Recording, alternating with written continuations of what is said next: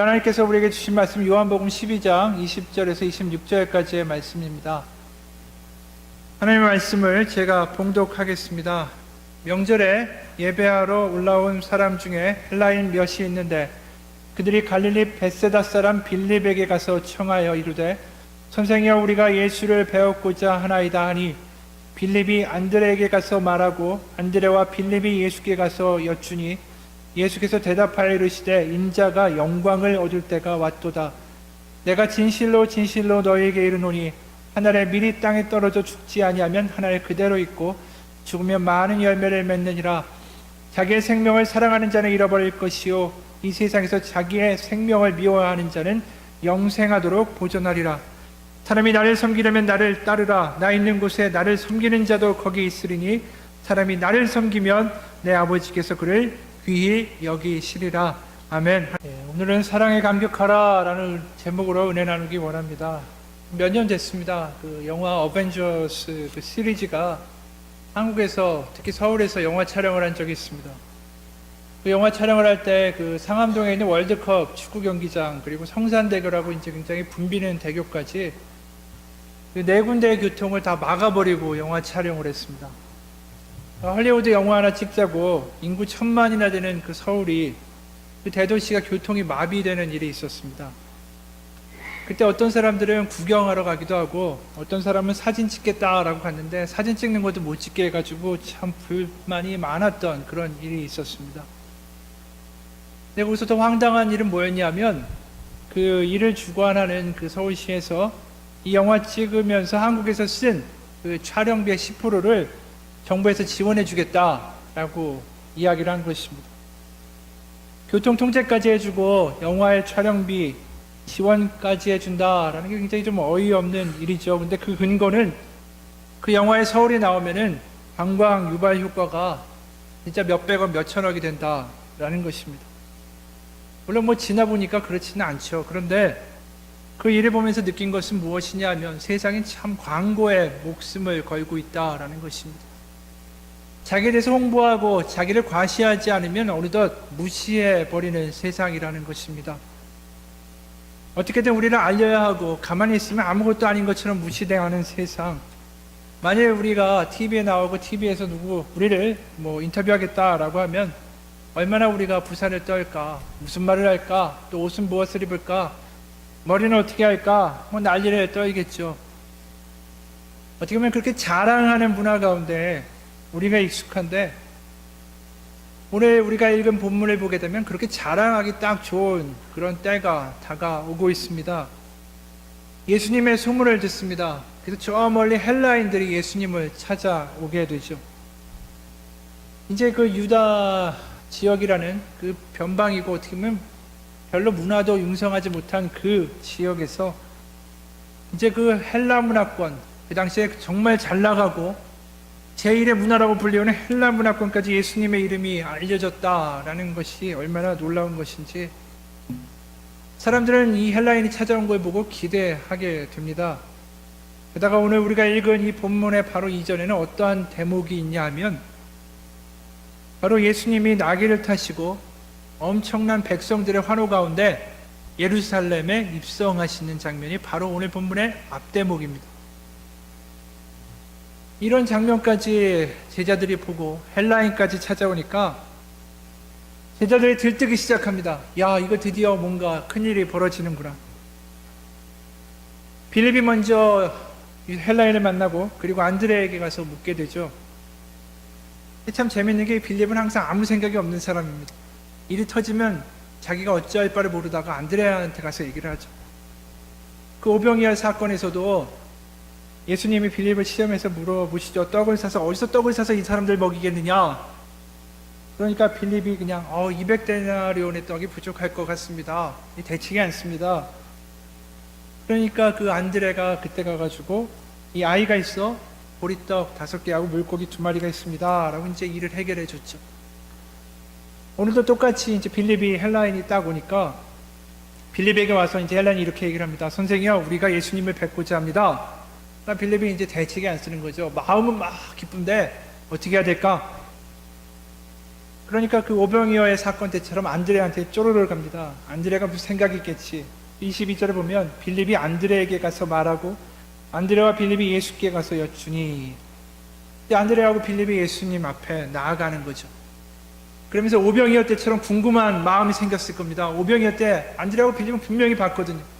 진짜 불가능한 일을, 오병이어를 가지고 놀라운 일을 일으키시는 예수님을 봤고, 게다가 이제 헬라인까지 찾아온 상황 가운데 나귀까지 타고 환호받았던 그런 예수님이 바로 앞에 있는데 어떠한 놀라운 일을 일으키실까 궁금하고 기대했을 것입니다.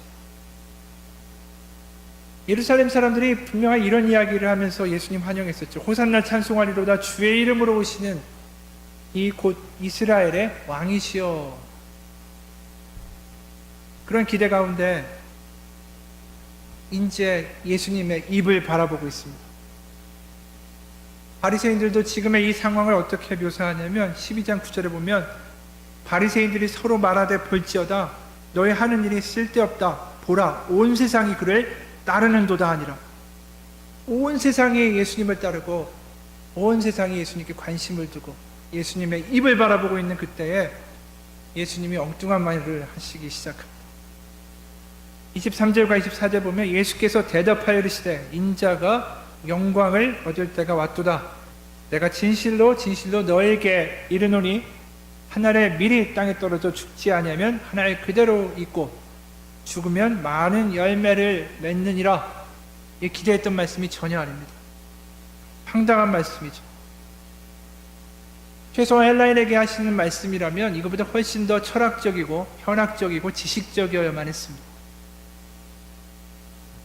그 사도 바울이 헬라권에서 말씀을, 특히 이제 복음을 전할 때에 가장 어려웠던 것이 바로 십자가였습니다. 왜냐하면 고린도전서 1장 22절 23절 보게 되면 이렇게 얘기를 하죠. 유대인은 표적을 구하고 헬라인은 지혜를 찾으나 우리는 십자가에 못 박힌 그리스도를 전하니 유대인에게는 꺼리끼는 것이요 이방인에게는 미련한 것이다 라고 얘기합니다. 그러니까 헬라인에게는 지혜, 지식, 소피아, 그 뭔가 현학적인 이야기로 이야기를 해야 그들이 이분은 정말 다르구나 라고 인정한다라는 것입니다.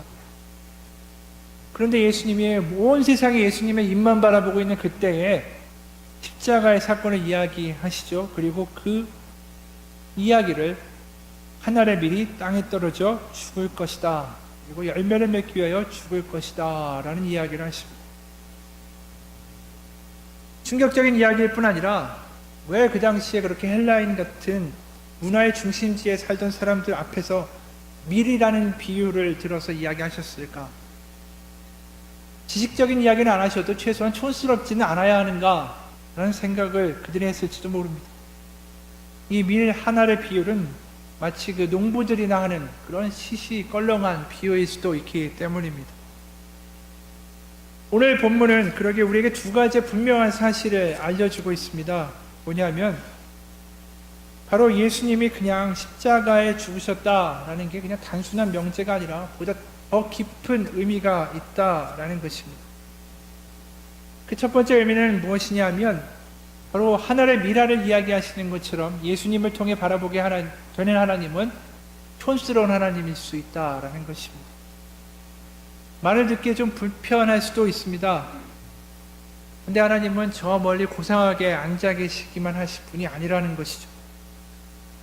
어려운 말로, 정말 수준이 높은 말로 무언가 진리를 그렇게 이야기하는 분이 아니라 하늘의 미를 이야기하고 촌스러운 농부의 모습을 보여주는 그 하나님의 모습이 바로 예수님이다라는 것입니다. 세상은 환호합니다. 떠받들고 이제 왕으로 만들어 버리고 싶고 뭔가 근사한 이야기, 근엄한 이야기, 그런 이야기 듣고 싶은 가운데 농부의 이야기를 하시는 예수님, 그분은 촌스러운 하나님입니다. 그리스도의 향기라는 말을 사도 바울이 했습니다. 우리는 그 이야기를 들으면서 무슨 굉장히 좋은 향기를 생각할 수도 있겠죠. 그런데 사실 우리가 복음서를 보면서 예수 그리스도의 향기다라는 것을 보게 되는 것은 그 아름다운 향기가 아니라 제자들과 함께 고생하고 걸어가고 주무시고 그렇게 지내시면서 나는 어떻게 보면 땀내 나는 예수님의 모습이다 라는 거죠. 그리스도의 향기는 바로 우리가 아는 예수님, 우리를 위해 땀 흘리시는 사람의 냄새가 나는 하나님이셨습니다. 우리의 복음이 단순하게 예수님이 우리의 죄를 위하여 십자가에 못 박혀 죽으셨다, 우리의 죄가 사해졌다, 그렇게 알지만 그것은 너무나도 기계적인 이야기라는 것입니다. 진정한 복음은 바로 하나님이 우리와 함께 계셨고, 우리와 함께 하시고, 우리와 함께 뒹굴고, 우리와 함께 힘들어 하시고, 우리 아픔을 느끼실 만큼 낮아지실 수 있다는 것이죠. 우리가 그림에서 보듯이 높고 고상하고 세련된 금발을 가진 예수님의 모습이 아닙니다. 오늘의 예수님은 촌스러운 하나님의 모습입니다.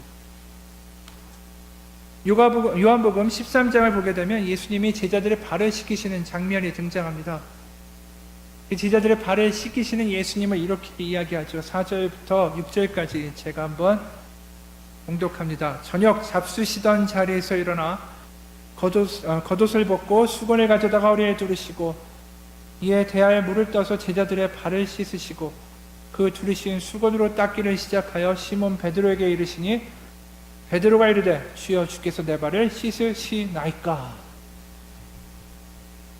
겉옷을 벗고 수건을 두르고 허리를 굽혀서 제자들의 발을 닦는 이 자세는 유대 지방에서 전형적으로 그 종들이 주인의 손님이나 주인이 왔을 때 그들의 발을 닦아주는 자세였습니다. 유대 지역에 먼지가 참 많았죠. 먼지가 많았던 지역에서 손님이 오면 그렇게 종들이 발을 닦아줘야만 했습니다. 예수님이 하신 행동은 뭐였냐면 내가 너희들의 스승이다가 아니라 그 삶으로 행동을 보여주셨죠. 게다가 이 제자들은 좀 있으면 배반할 사람들입니다. 그들 앞에 무릎을 꿇는 하나님의 모습, 바로 예수님의 모습은 촌스러운 모습이라는 것이죠. 위대한 왕의 모습이 아니라 별 볼 일 없는 종의 모습으로 그 일을 행하고 계십니다. 우리도 그렇습니다. 우리도 예수님 안 믿는 사람처럼 살 때가 있죠. 제자들처럼 예수님 모른다고 말씀대로 살지 않을 때가 있습니다. 하지만 그렇더라도 바로 우리가 아는 예수님은 우리를 정죄하고 무시하고 비난하고 위에서 왜 그렇게 사니? 또 벌 받아야겠다라고 말씀하신 분이 아닙니다. 그분은 세련되고 고상하고 품위 있고 그런 분이 아니라 허물 많고 죄 많고 그래서 예수님 모른다고 하는 이들을 위하여 같이 뒹굴기 위하여 오신 하나님이라는 것이죠. 그것이 우리에게 주신 예수 그리스도의 복음입니다. 마태복음은 그것을 분명하게 이렇게 이야기하죠. 마태복음의 1장은 이렇게 시작을 합니다. 보라, 처녀가 잉태하여 아들을 낳을 것이요 그의 이름을 임마누엘이라 하리라. 그리고 이를 번역한 즉 하나님 우리와 함께 계시다 함이로라 라고 이야기합니다. 그럼 마태복음의 시작이 그렇게 되죠. 마태복음의 끝도 그렇게 끝이 납니다. 24장 20절에 보면 내가 너에게 분부한 모든 것을 가르쳐 지키게 하라. 볼지어다 내가 세상 끝날까지 너희와 항상 함께 있으리라. 마태복음의 시작과 끝이 어떻게 끝나냐 하면 바로 이미 읽은 것처럼 너희가 어떤 모습이든 너희가 어떻게 실족하든 내가 너희와 항상 함께 하겠다. 우리와 함께 하신다라는 것은 절대로 고상한 모습으로 우리와 함께 하실 수가 없습니다. 하나님, 바로 예수님 우리와 함께 하신다는 것은 고상한 하나님이 아니라 우리처럼 촌스럽고 우리처럼 엉망이 되기로 작정하셨다라는 것이죠. 어떠한 모습이 돼도 우리와 함께 하겠다. 그것이 복음의 사건이고 그것이 마태복음이 이야기하고 싶은 예수님의 모습입니다. 마태복음은 여기서 더 나아갑니다. 우리가 24장을 보게 되면 예수님에 대해서 이렇게 이야기하는 것을 우리가 보게 되죠. 내가 줄일 때에 너희가 먹을 것을 주었고 목마를 때에 마시게 하였고 나그네 되었을 때 영접하였고 헐벗었을 때에 옷을 입혔고 병들었을 때에 돌보았고 옥에 갇혔을 때에 와서 보았느니라. 이 말씀은 세상의 종말의 때가 올 때 양과 염소를 이제 구분하게 될 때 과연 어떻게 구분하겠는가에 대한 기준에 대한 말씀입니다. 그래서 그 내용이 뭐냐면 복음을 전하는 이들이 복음을 전하다가 줄일 때도 있고 그리고 옥에 갇힐 때도 있고 목마를 때도 있고 나그네가 되기도 하고 병들기도 할 때 바로 그들에게 베푼 게 예수님 바로 나한테 베푼 것과 동일하다라는 말씀이죠. 그런데 우리가 이 표현에 대해서 한번 생각해 볼 필요가 있다라는 것이죠. 그냥 예수님이 복음 전도자들에게 잘하라, 그들에게 베풀라, 그들에게 선히 대접하면 너희가 천국을 가리라 라고 이야기하시지 아니하고 그들에게 한 게 바로 나에게 한 것이다 라고 이야기하십니다. 그러면서 내가 목마를 때에, 내가 줄일 때에, 내가 나그네 됐을 때, 내가 헐벗었을 때, 내가 병들었을 때라고 이야기하신다라는 것이죠. 과연 이 동사들이 하나님과 어울리는 동사들일까? 우리는 하나님 거룩하십니다, 하나님 영광이십니다, 하나님 존귀하십니다 라고 이야기는 하지만 하나님이 줄이셨고, 하나님이 목말랐고, 하나님이 나그네 됐고, 하나님이 헐벗었고, 하나님이 병들었고, 하나님이 옥에 갇혔다 라는 말이 상상이나 되는 말인가 라는 것이죠. 바로 예수님은 그 이야기를 하십니다. 내가 너희들과 함께 목마르고, 내가 너희들과 함께 병들고, 내가 너희들과 함께 헐벗고, 내가 너희들과 함께 줄이고, 내가 너희들과 함께 나그네 되고, 내가 너희들과 함께 옥에 갇히리라 라고 말씀하시는 것입니다. 이것이 바로 함께한다, 내가 세상 끝날까지 함께하겠다라는 예수 그리스도의 약속이고 복음이라는 것이죠. 주님은 그렇게 우리와 함께하기 위해 이 땅에 오셨습니다. 우리가 지치고 쓰러지고 낙담할 때 주님이 함께하시죠. 내가 못나고 예수님 실망시키고 내가 아무것도 아닙니다, 내가 이렇게 못났고 좌절할 때, 그래서 다 포기하고 싶을 때, 그럴 때 예수님 우리와 함께 하신다라는 것이죠. 주님의 촌스러운 모습은 비단 여기서 끝나지 않습니다. 성경은 예수님의 겪으신 수치에 대해서도 감추지 않습니다. 예수님이 근사한 말을 하고 세련된 옷을 입고 그것이 아니라 예수님이 누구와 어울렸는가에 대해서 세밀하게 이야기하죠. 예수님이 어울린 사람들은 창기와 세리와 어부였습니다. 그들과 함께 길을 나선다. 사람들이 어떻게 보았을까요? 어떻게 저런 사람들하고 같이 다니지? 그런 눈길로 보았을 것입니다. 만약 우리가 길가에 홈리스와 같이 나란히 가고 옷을 반쯤은 헐벗은 그런 매춘하는 여성과 같이 나란히 걸어간다면 사람들이 우리를 어떻게 볼까라는 것입니다. 바로 그러한 수치와 그런 모욕이 어떻게 보면 담겨있는 눈길을 예수님이 사역하시면서 경험하셨다라는 것이죠. 게다가 십자가라는 예수님의 죽음의 방식은 너무나도 치욕적이고 수치스러운 방식이었습니다. 신명기 21장 22절과 23절을 보면 사람이 만일 죽을 죄를 범함으로 내가 그를 죽여 나무에 달거든 그 시체를 나무 위에 밤새도록 두지 말고 그날에 장사하여 내 하나님 여호와께서 내게 기업으로 주시는 땅을 더럽히지 말라. 나무에 달린 자는 하나님께 저주를 받았습니다. 바로 구약에서 십자가에 나무에 달린 자는 저주를 받은 자다, 바로 그런 형태의 죽음을 맞이하신 거죠. 그것뿐이 아니라 그 당시 로마 사회의 기준에서 봐도 가장 최악의 형벌을 받으셨습니다. 로마의 법률가의 율리우스 파울루스라는 사람이 있는데 그 사람이 형법을 기록한 것이 있습니다. 거기에 보면 로마 시대에 행하진 십자가에 해당하는 그런 범죄들은 다음과 같다라고 이야기합니다.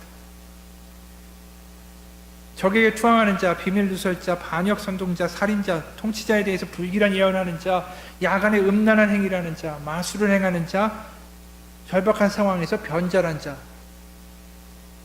그러니까 죄질도 굉장히 나쁘고 사회적으로도 완전히 무시당하는 형벌이고 굉장히 잔인하기 때문에 죄질도 나쁘고 가장 하류, 그런 하류에 속한 그런 계층에게만 적용이 되었던 형벌이었습니다. 그리고 십자가를 당하는 사람은 눈에 띄는 장소, 내거리, 그리고 언덕, 이렇게 공개된 장소에서 벗겨져서 채찍을 맞으면서 진행이 됐고 결국은 죽게 되면 매장도 하지 않고 들짐승이나 새들의 먹이가 되도록 놔두었습니다. 십자가형을 당한다는 것은 그 사람에게 엄청난 수치이고 모욕이고 그 가족들과 그 사람을 따르는 모든 이들에게 엄청난 수치를 가져다 주는 일이었습니다. 사실 우리가 이슬람에서 선교하는 선교사들이 가장 힘든 일이 뭐냐면 바로 십자가입니다. 왜냐하면 그들이 믿는 알라는 선지자가 수치를 당하는 것을 절대로 허락하지 않는다 라고 이야기하기 때문에 그렇습니다. 한마디로 촌스럽고 수치스러운 그런 신을 우리가 받아들일 수 없다라는 거죠. 그런데 예수님이 그 죽음을 택하셨습니다. 사실 우리를 위해 죽으시는 방법에는 여러 가지가 있을 수 있죠. 굳이 십자가를 택하셔야만 하지 않을 수도 있는데 왜 십자가의 방법을 택하셨을까? 하늘에서 이 땅까지 오시는 것도 사실은 대단한 일인데, 우리가 여기서 아프리카까지 가서 사는 거, 아프리카에서 지내는 하루하루도 고생인데 하늘에서 이 땅에 오시고, 그리고 죽음의 방법도 가장 저주받고 사람들이 무시하는 방법으로 바로 그 자리까지 내려오셨다라는 것입니다. 바로 십자가에 죽으신 하나님이신 예수 그리스도, 그분은 근사하게 멀리 있는 하나님의 모습이 아닙니다. 그렇기 때문에 네가 어떤 상황에 있던, 네가 무슨 수치를 당하던, 네가 무슨 모함을 당하고, 네가 무슨 좌절과 모욕과 어떤 일을 겪더라도 나는 너를 안다 라고 이야기하실 수 있는 분이죠. 그런 말을 하실 수 있는 자격이 있으신 분입니다. 정말로 하나님은 그러기 때문에 예수님 우리의 모든 것을 아십니다.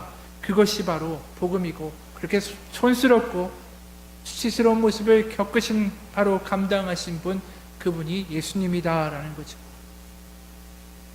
바로 그러한 예수님의 사역의 목표 가운데 오늘 헬라인들에게 다가왔을 때 세상이 바라는 그러한 답을 예수님은 해주실 수가 없었다라는 것입니다. 구약에도 이런 하나님의 모습이 드러나죠. 호세아 3장 보게 되면 호세아가 그의 아내 고멜을 데려오는 이야기가 나옵니다. 누구나 좋은 사람하고 결혼하고 싶어 하죠. 그런데 호세아는 그렇지 못했습니다. 왜냐하면 하나님이 호세아에게 음란한 여자, 바로 그 여자를 택해서 음란한 자식들을 낳으라 라고 명령하셨기 때문입니다. 하나님의 명령으로 호세아는 고멜을 아내로 맞습니다. 고멜은 이방 신전의 매춘부였습니다. 그런 아내를 맞으라고 하신 이유는 바로 이스라엘이 하고 있는 그 행위가 바로 이런 바람난 여인과 똑같다라는 것을 보여주시고 싶었던 거죠. 그리고 그 바람난 여인을 바라보는 그 남편의 마음이 바로 하나님 자신의 마음이다 라는 것을 결혼을 통해서 보여주고 싶어 하셨습니다. 그런데 이 호세아의 아내인 고멜이 그렇게 결혼하고 자식을 낳고도 바람이 나서 또 집을 나가 도망을 갑니다. 호세아 3장 1절부터 우리가 3절을 보게 되면 그 호세아가 그 고멜을 찾아 나서는 그러한 장면이 기록되어 있습니다. 여호와께서 내게 이르시되 이스라엘 자손이 다른 신을 섬기고 건포도 과자를 즐길지라도 여호와가 그들을 사랑하나니 너는 또 가서 타인의 사랑을 받아 음녀가 된 그 여자를 사랑하라 하시기로 내가 은 15개와 보리 한 호멜 반으로 나를 위하여 그를 사고 그에게 이르기를 너는 많은 날 동안 나와 함께 지내고 음행하지 말며 다른 남자를 따르지 말라. 나도 내게 그리하리라 하였노라. 하나님이 가서 고멜을 찾아오라고 하시죠. 그 당시 20세에서 60세 사이에 있는 보통 여성들이 노예로 팔릴 때 몸값이 은 30세겔이었습니다.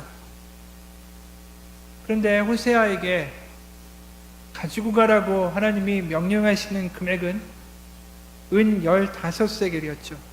그리고 보리 한 호멜반 350리터나 되는 그 커다란 보리를 가지고 이제 가게 시키셨습니다. 그러니까 350리터니까 350kg에 가깝죠.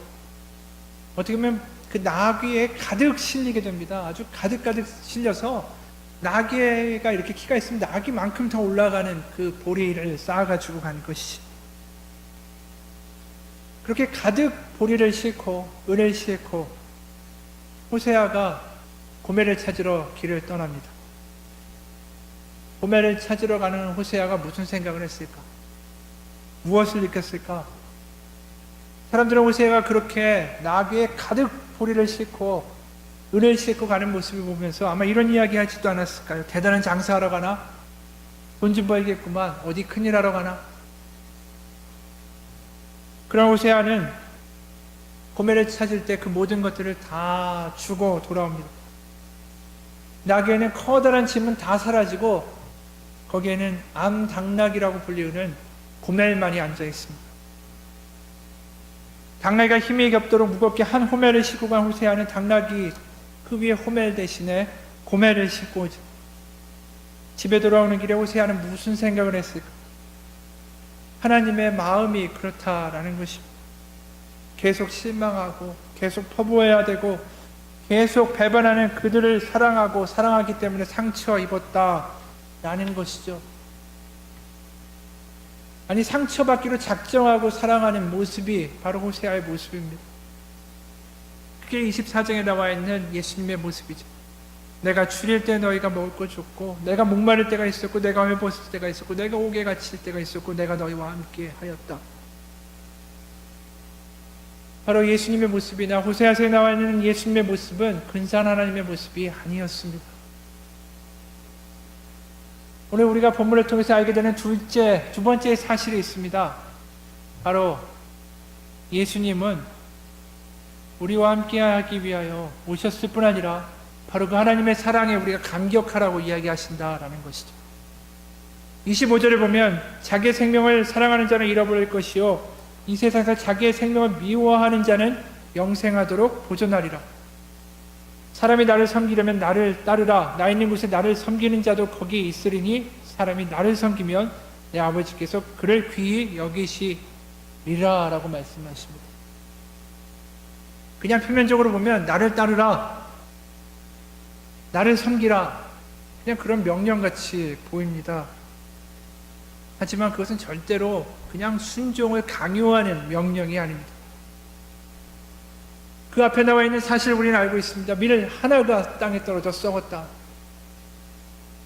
바로 그분이 하신 일, 그분이 나와 함께 하시는 것을 알기 때문에 우리가 감격해서 하는 행동이 주님을 따르고 주님을 섬기는 것이다 라는 것입니다. 베드로가 처음 나를 따르라고 예수님이 얘기하셨을 때 주님, 저를 떠나소서, 저는 죄인입니다 라고 얘기했습니다. 하지만 그래도 내가 너를 사람 낚는 어부가 되게 하겠다, 그 말 한마디에 감격해서 따르기 시작했습니다. 그가 감격해서 예수님 따랐지만, 예수님 자기 스스로 섬긴다고 했지만, 그가 우리가 알고 있는 것처럼 제대로 예수님 따른 적이 별로 없습니다. 계속 실족하고 계속 넘어지고 계속 예수님 실망시키고 나중에 예수님 모른다고까지 했는데, 그가 잘한 건 한 가지입니다. 그가 감격해서 예수님 따라간 것. 그가 윤리적이거나 도덕적이거나 훌륭한 사람이 아니라 그에게 하나님 바라셨던 건 뭐냐면 감격하고 따라오는 것, 그거 하나였습니다. 그러면 나머지는 주님이 책임지신다라는 거죠. 우리에게도 똑같습니다. 주님의 복음을 우리에게 주셨을 때 우리가 감격하고 따라오기를 주님이 원하십니다. 어떻게 보면 십자가라는 선물을 우리에게 주었는데, 피로 만든 선물을 줬는데 그 선물을 받은 사람이 감격하거나 고마워하지 않고 이게 뭐지? 라고 던져버린다면 준 사람의 마음이 어떨까? 사실 세상에서 오늘날 십자가가 그렇게 버려지고 홀대당합니다. 하나님의 선물이 바닥에 던져지고 아무도 고마워하고 감격할 줄 모르는 세상이 되어버리고 있습니다. 내가 너와 함께 해, 그런 얘기를 들으면 우리는 이렇게 합니다. 하나님, 그것 말고 하나님 이것을 주십시오. 문제를 해결해 주십시오.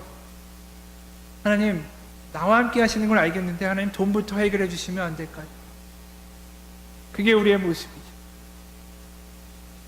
24절에 하늘의 밀이 땅에 떨어져 죽지 않으면 하늘 그대로 있고 죽으면 많은 열매를 맺느니라. 하늘의 밀에게 주어진 선택의 길은 두 가지밖에 없습니다. 죽던가 그대로 있던가. 우리가 주님을 따르는 길도 두 가지가 존재합니다. 주님의 사랑에 감격해서 그분을 따라가는 삶이 있고, 아니면 그저 그냥 그대로 있는 삶. 우리에게 주어진 선택은 두 개밖에 없다라는 거죠. 누가 이런 글을 썼습니다. 당신은 행복해지기 위해서만 예수를 믿는가? 그렇다면 당신은 거룩한 삶에는 아무런 관심이 없는 것이다. 우리 안에 거하시는 그리스도를 받아들여야만 온전한 그리스도를 받아들일 수가 있다. 내주하시는 그리스도를 갈망하기만 할 뿐, 그분을 단지 우리에게 찾아와 위로와 기쁨과 평화만을 주시는 분으로 생각하는 이들이 있다. 그들은 자기의 뜻을 버리고 온전히 주님께 복종해야 된다라고 생각하지 않는다. 그들은 거룩한 삶에는 전혀 관심 없고 단지 행복해지기 위하여 그리스도를 믿는다. 그들은 그리스도께서 자신을 위해 행하신 사역을 믿는 데 그칠 뿐 자신들 안에서 행하시는 예수 그리스도의 사역에 복종하지 않는다. 죄의 용서만 말하지 우리가 불의에서 깨끗해져야 한다라고 생각하지 않는다. 그리스도께서 나를 위해 십자가에 못 박히셨다라고만 말하지 말고 내가 그리스도와 함께 십자가에 못 박혔다라고 말해야 한다. 이 강력한 이야기죠. 예수님 믿는 것은 우리가 감격하고 예수님 때문에 손해볼 수 있는 사람이 되는 것입니다. 예배를 위해서 취미도 때로는 우리의 잠도 손해보고 우리의 물질도 때로는 손해보고 그저 행복하기 위해서만 예수님 믿는 것이 아니죠. 예수님께 감격한다면 바로 그분을 위해서 손해보는 사람, 그 손해는 절대로 손해가 아닙니다. 그게 하나님께 해드린 거기 때문이죠. 사랑하는 사람에게 정말로 사랑한다면 우리가 돈과 시간과 노력을 다 그 사람에게 해주고 싶은 것처럼 우리가 하나님의 사랑에 감격하게 되면 그분을 위해서 우리의 시간과 노력과 헌신을 하게 될 수밖에 없습니다. 마지막으로 한 이야기만 하고 마치겠습니다. 엄마는 그래도 되는 줄 알았습니다 라는 글이 있습니다. 엄마는 그래도 되는 줄 알았습니다. 하루 종일 밭에서 죽어라 힘들게 일해도 엄마는 그래도 되는 줄 알았습니다. 찬밥 한 덩이로 대충 부뚜막에 앉아 점심을 때워도 엄마는 그래도 되는 줄 알았습니다.